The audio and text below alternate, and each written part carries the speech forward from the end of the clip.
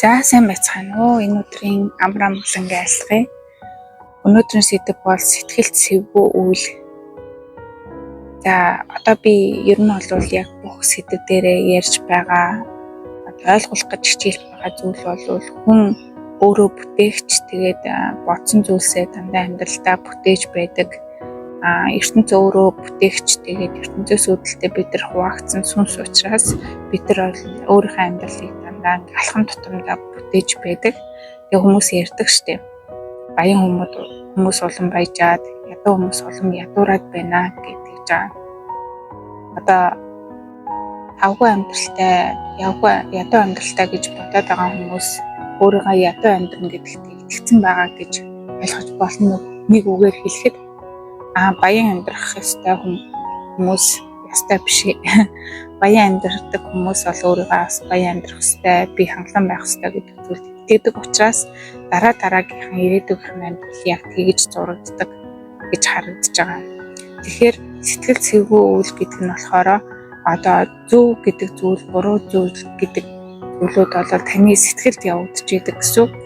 Хэрвээ та ингээд хүн хараагүй юм чинь, эсвэл хинч мдээгүй юм чинь ингээд альва буруу зүйлийг хийх юм бол дараа нь таны дотоод хүн чинь та өөрөө мэдж байгаа учраас түндээ шаналж таны бие организм өгчилж одоо систем тэнцвэрт байдал алдагдана гэсэн үг байхгүй. Нэг тийм тавгүй мэдрэл бачууралтай буруу юм хийцэндээ хин нэг нь мэдчих болов яах бол тухайн үед хинч хараагүй юм чинь би тэр буруу зүйлийг хийцэн байхад хинч мэдэх боломжгүй л дээ. Тэгтэл хин нэг нь мэдчих магадгүй дээ гэдэг айдсаас болоод одоо сэтгэлчин сэвтэй байгаад ах юм бол энэ нь эргээд танд одоо өвчлөл болон сэтгэлийн шарах одоо өвчлөлийг бий болгодог гэж ойлгож байна.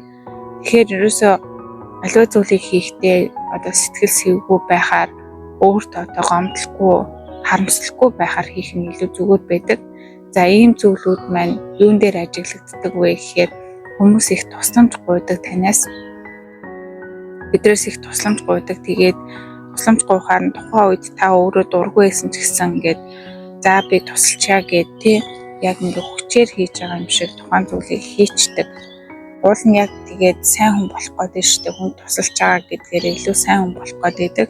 Гэтэл та өөрөө яг тухайн үед хүсээгүй байсан, завгүй байсан ч юм уу эсвэл өөр ажил, гэр бүл одоо хань ажилдаа цаг заваа зарцуулах ч адил өөр хүн гэрээ туслаач гэгээчээ гуйхад нэгдүгээр та дотроо юу гэж бодсон бэ гэхээр би ингээд тусч хүн баймаар байна гэд хүн тусалж байгаа байхгүй. Гэтэл та тэр өвлийг одоо тэр зүйлийг хийснээрээ юу болох вэ гэхээр та өөрөө тэр хүнийг үзий яддаг болно гэсэн. Үзий ядаж эхэлнэ. Яагаад үзий ядаж байгаа вэ гэхээр тэрийг хийсэндээ харамсаж байгаа учраас би яах гэж хийвээ? Би бол энийг хийхээ оронд өөр зүйл хийсэн бол илүү надад байх ёстой шүү дээ. Тэр хүнээс л боллоо. Тэр хүн намайг л ингээд уусаар байгаа л юм байдалд орууллаа гэдэг ч юм уу.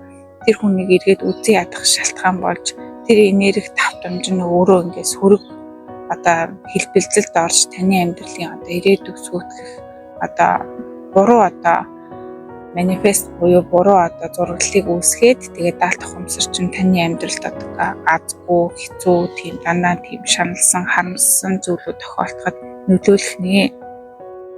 Тэгэхээр хүмүүст үгүй гэж хэлж сурах нь гэхдээ бол мэдрэмжтэй байх хэрэгтэй. Хүнд одоо маш эвтэйхнэр үгүй үнэхээр чадахгүй нэ уучлаарай гэж хэлж сурна гэдэг өөрөө маш чанга. Монголчууд тэр тусмаа бол айгүй туусч инэрэнгүү одоо арт түмэн, тийм учраас одоо хүмүүст айгүй их туслахыг боддог. Гэтэл ихэнх хүмүүс ингээд боломжтой үед амар гоё тусалж байхад дараа нь ингээд боломжгүй үед яг тэр тусын маань ихэд идэг. Тэгэхээр нөгөө ахаал уур ачуурл үсээд тэгэл нөгөөт нь ахаас хүрэг энерги болчихж байгаа байхгүй. Тэгэхээр тусыг бол яг өөрийн дотоод одоо сэтгэлээрээ, бүлчийн сэтгэлээсээ үнэхээр тусламаар байгаа хүмүүндээ тусалчих юм бол тэр чинь харин илүү сайн буян болж жинхэнэ тусч гэдэг зүйл нь гарч ирэх нэ. За нэгдүгээр тийм байна. Хоёрдугаар гэх юм бол нэг ажил мэргэжлийн хувьд одоо ажил дээрээ та бүхэн маань одоо сэтгэл сэвтэй одоо тийм сэв гэж ярих нь одоо юу ч юм бэ нэг тухгүй байдалд мэдрэгцэн ажил хийдэг байж болно шүү дээ. Ажлын хамт олон таалагдах юм ч юм уу. иймэрхүү байдалтай тэгээ гарч ирэхээр болж өгдөггүй.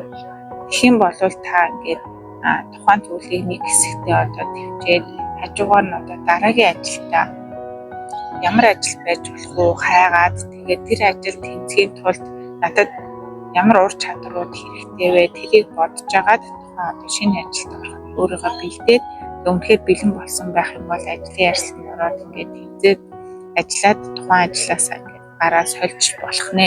Эсвэл та одоо тоогооч байлаа гэж бодоход ажил нь таалагдахгүй үнэхээр одоо хамт олонны уур амьсгал танд сөргөөр нөлөөлж таны сэтгэл санааг тагуу байлгаж уурлуулах, уйлуулах, шаналгах зүйл ингээд 60-70% их болоод ах юм бол та ажлын байраа ингээд сольж үзээд өөр газар ажиллах ч юм уу ийм зоригтой алхам хийгээд өөрийнхөө ирээдүйн амьдралыг илүү гоё болгож болох нэ. Гэхдээ би таныг одоо шууд ажилласаа гар гэж байгаа юм биш. Үнэхээр боломж олдох юм бол харин 10-20% те үе үеийг та 10 удаагийн нэг уурлах, бухимдах одоо шаналлах зүйл гарна штэ. Тэрийг болвол нэг амар асуудал гэж үзээд хэрэггүй. Ягаад гэвэл амьдрал угаасаа 80-20 буюу Паретогийн зарчим гэж байдаг. 20% заавал 5 зүйл тохиолддог. Тэгээ 80% ерөөхдөө энгийн байдаг учраас та хаяа тохиолдож байгаа тэр асуудлуудыг энэ дээр тусгаж явуулгүйгээд энэ асуудлыг би яаж шийдэх үү гэж өөрийгөө хамгаалаад тухайн асуудлуудыг шийдээ явах нэ. За ажил мэргэжлийн хувьд юм байна. За ингээ хосын харилцааны хувьд одоо ингээд дандаа ингээд токсик харилцаатай ч юм уу нэгнийгаа ингээд дандаа нөгөө нэг бүх зүйлийг хийлгүүлээд өөрөө ингээд зүгээр суух гэсэн орлоготой хүний дэргэд байгаа бол ингээд та ингээ эхэндээ ингээд төвгүй тухайн ажлыг гэр цэвэрлэх, хоол хийх, ажил хийх, мөнгө олох гэдэг бүх асуудлуудыг хийж болдог. Гэхдээ одоо явандаа ингээд та ингээд бие өвдөх ч юм уу сэтгэлээр өмсөө гэдэг ингээ хиймээргүй үнэхээр хийх тэнхэл байхгүй төртөл нөгөө хүн чинь танаас одоо тэр зүйлийг хийхийг шаардах ч юм уу. Иймэрхүү байдал хэтэрхий хамгаалаад ах юм бол та хоёрын харилцаа тийм тохиромжтой биш байна. Сэтгэл чинь сэвтэй байна. Сэтгэлийг чинь бас л нэг бохирдуулаад байна гэсэн үг байхгүй юу? Тэгэхээр энэ ер нь гол ярианы сэдв гэх юм бол бидний одоо миний хэлээд байгаа гол зүйл нь эерэг байхад оршоод байгаа шүү дээ. Тэгээ эерэг байхад ингээд саад болж байгаа энэ сэтгэл сэвтэй болгоод байгаа сэтгэлийг ингээд тавгуутуулаад байгаа зүйлүүдийг олж илрүүлэхэд л ингээд туслаад байгаа. Та өөрийгөө чагнаад өнөөдөр би гонигтай байна уу, жаргалтай байна уу, аз жаргалтай байна уу, ямар байна. Ихэвчлэн ингээд эерэг тал руу ингээд барих хэвээр 70-80%, тэгээ нэг 10-20% та жоохон сэтгэл дундуур байж болно. Тэгхийн бол таны ирээдүйд дандаа тэр 80% амьдралынхаа 80%-ийн турш бодож байгаа тэр энергиэр одоо таны ирээдүйд зурагдаж байгаа. Тэгэхээр тэрийг цэвэрлэхийн тулд энэ сэтгэл цэвгүй үйлдвэр аливаа сонголт хийхдээ сайн бодож байгаад үнэхээр би энийг хийхдээ хүсэж байна уу? Би энийг хийсний дараа жаргалтай болох уу? Миний одоо сэтгэл санаа цөргөөр нөлөөлөх үү гэдгийг сайн бодож байгаад хийгээсэй гэж хүсэж байна. Тэгхийн бол таны одоо энерги буюу таны сэтгэл зүйн эрүүл мэнд чинь доктортой байж болох нэ. Тэгэл хүмүүс дараа нь харамсаал би тэг яах гэж тэгвэ ингэвэ гэдэг харамсалт хийгээд тэгээ сэтгэл зүй чинь бохирдоо дахиад ингээд ирээдүгээ гоё эргээр гоё зураглая гэхээр нөгөөт нь бодогдож орж ирээд хаалт үсэт байдаг. Тэгээд нэгэнд хийцэн зүйлдээ одоо харамсаад яах вэ тий. Тэгэхээр өнгөрснөө ингээд хаяад одоо ирээдүйдээ яг одоос эхлээд альва зүйлд одоо ингээд сайн бодож байгаа цензуртэй хандаад үнэхээр би энийг хийхийг хүсэж байна уу? Би энийг хийсэндээ одоо тийм амар цаг хугацаа энерги зарцуулаад би бүр ингээд даун буюу доошоо орох гэдэг нь үгүй юу гэдгийг бодоод хийх юм бол илүү үр дүнтэй гэж харж байгаа. Тэгэхээр илүү эерэг сайхан гоё гэгээлэг амьдралыг хүсэж байвал яг тэр энерги дээр өөрийгөө авчраасаа гэж хүсэж байна.